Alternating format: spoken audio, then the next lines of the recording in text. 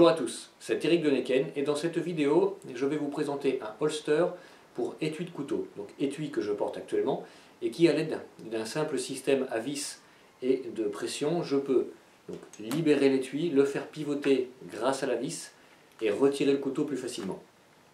Comme d'habitude, n'hésitez pas à commenter, liker et partager mes vidéos.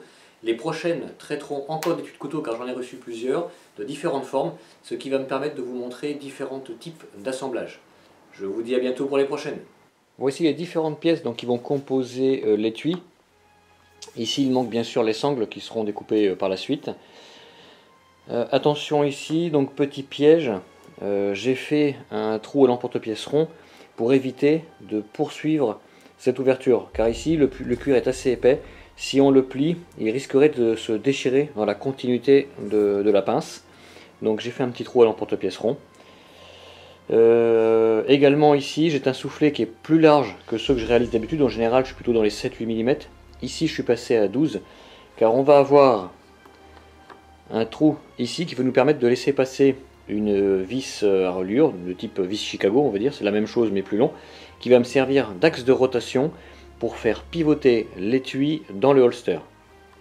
Autre petit détail ici, l'extrémité du martyr est légèrement parée afin de ne pas créer de surépaisseur ici en bout de mon étui, car de ce côté-ci je n'ai pas de martyr, donc il faut que je passe progressivement d'un martyr assez épais de 3 mm ici à plus de martyr du tout.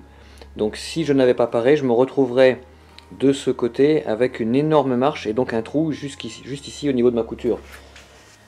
Voilà un exemple, donc ça c'est l'étui, un autre étui monté de la même façon. Voilà, on voit que le martyr est paré, descend à 0 et derrière comme ça je n'ai pas de trou.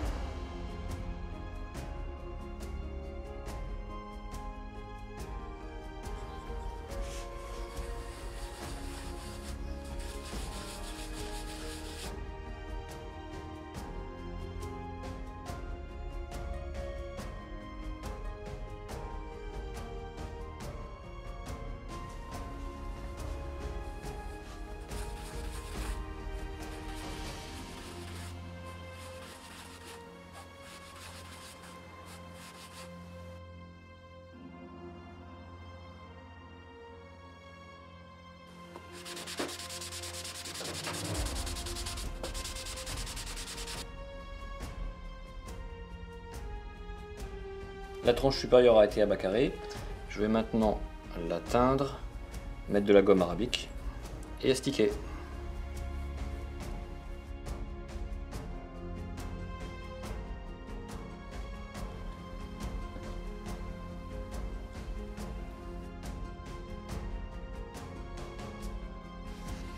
Toujours avec mon vieux chiffon de lin, donc passer d'abord dans de la cire d'abeille au tout début.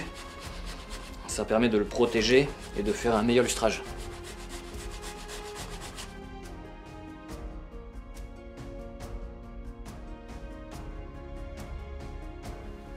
Voici les résultats donc après le lustrage.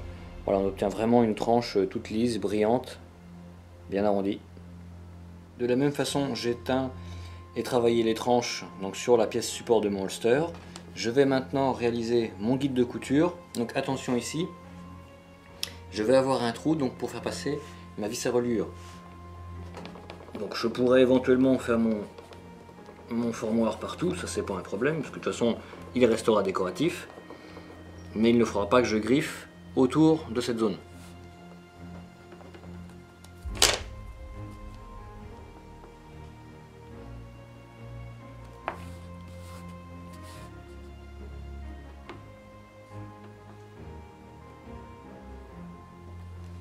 Pour terminer mon guide, je le finis à la lissette. Parce que bien sûr ici j'ai pas la place et je pourrais venir marquer l'autre côté de mon étui. Donc ici, comme j'ai un point remarquable qui est ma pointe, je vais griffer en partant de la pointe, donc d'un côté et de l'autre.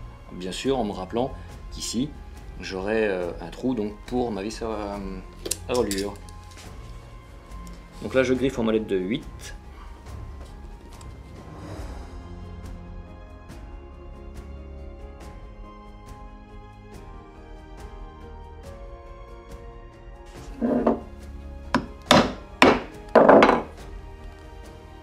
Je réalise mon trou, je vais le plier, je vais le reporter aussi de l'autre côté et dans un troisième temps je ferai également le trou dans mon martyre.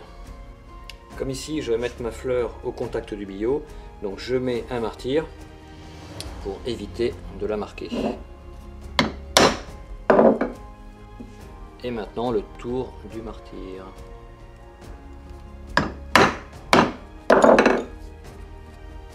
Avant de passer à l'encollage, je vais griffer la fleur de mon martyre ici pour avoir une meilleure force d'adhérence.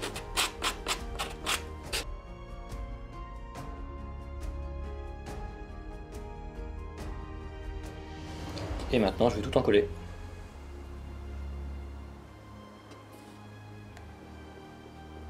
Donc attention de ne pas mettre de la colle sur la tranche, car elle pourrait gêner ensuite la pénétration de la teinte.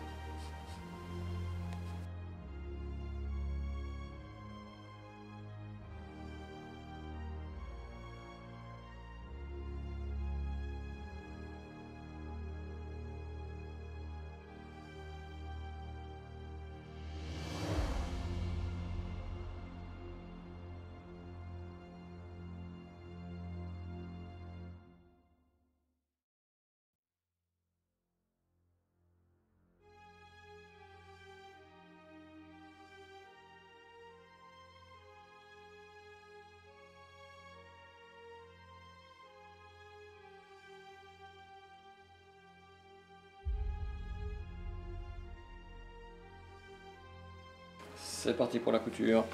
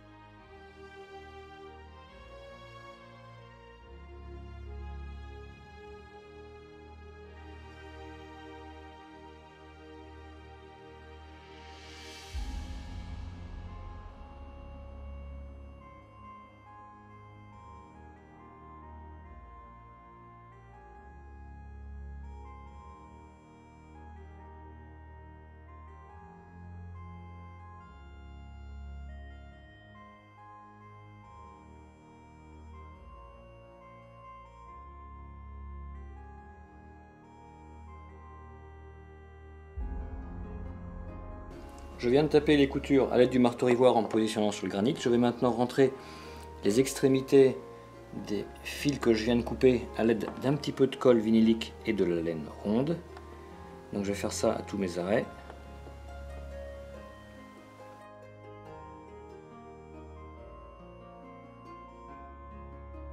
Prochaine étape, ponçage des tranches à bacard et le travail. Donc teinture, gomme arabique, lustrage.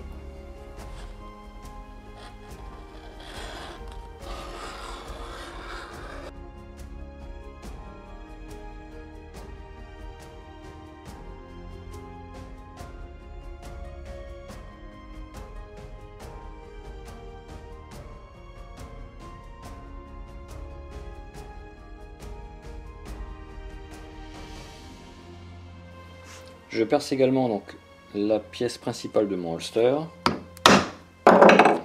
Je vais positionner une pression ici et j'aurai plus qu'à mettre l'étui. Voici l'étui dans son support avec la pression et la vis à reliure. Donc si j'ouvre la pression, l'étui va pouvoir pivoter grâce à ma vis à reliure et on peut avoir un retrait du couteau à l'horizontale.